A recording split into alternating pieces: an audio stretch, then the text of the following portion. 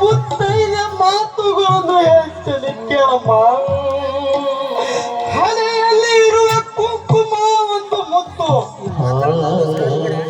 ಇನ್ನು ಮೂಗಿನಲ್ಲಿ ಇರುವುದೊಂದು ಇನ್ನೊಂದು ಮುತ್ತು, ಇನ್ನು ಈ ನಿನ್ನ ಕೊರಳಲ್ಲಿ ಇರುವ ಮಾಂಗಲ್ಯ ಅದು ಮೂರನೇ ಮುತ್ತು, ಈ ನಿನ್ನ ಕೈಯಲ್ಲಿ ಇರುವ ಹಸಿರು ಬಳೆ ಇದು ನಾಲ್ಕನೇ ಮುತ್ತು, ಇನ್ನು ಈ ನಿನ್ನ ಕಾಲಲ್ಲಿ ಇರುವ ಕಾಲುಗರು ಅದು ಐದನೇ ಮುತ್ತು, ಹಣೆಯಲ್ಲಿ ಇರುವ ಕುಂಕುಮ ಗಂಡರ ಹೊರತು ಪರಪುರುಷರ ಗಂಡತ್ತಿ ನಾಡದಿರು ಎಂದು ಅಪಾಯದ ಸೂಚಕ ತೋರುತ್ತಿದ್ದಂತೆಗೆ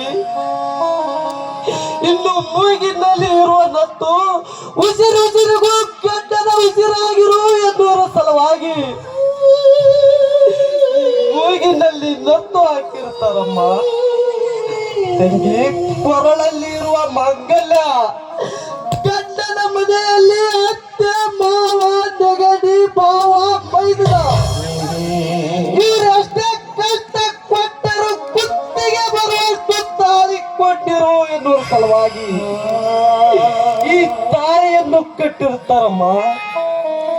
ಇನ್ನು ಕೈಯಲ್ಲಿರುವ ಹಸಿರು ಬಳೆ ನಮ್ಮ ಪ್ರಕೃತಿಯು ಹಸಿರಾಗಿದ್ದು ಇರು ಎನ್ನುವ ಸಲುವಾಗಿ ನಿನ್ನ ಕೈಯಲ್ಲಿರುವ ಹಸಿರು ಬಳೆಯನ್ನು ಕೊಡಿಸಿರುತ್ತಾರೆ.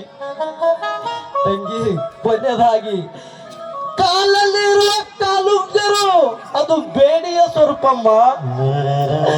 ಗಂಡನ ಮನೆಯಲ್ಲಿ ಗಂಡನ ಮಾತು ಮೀರಿ ಹೊತ್ತಲಾಡಿ ಹೊರಗಿಡದಿರು ಎನ್ನುವ ಸಲುವಾಗಿ ಈ ನಿನ್ನ ಕಾಲಲ್ಲಿ ಇರುವ ಕಾಲುಂಗರನ್ನು ತೊಡಿಸುತ್ತಾರೆ.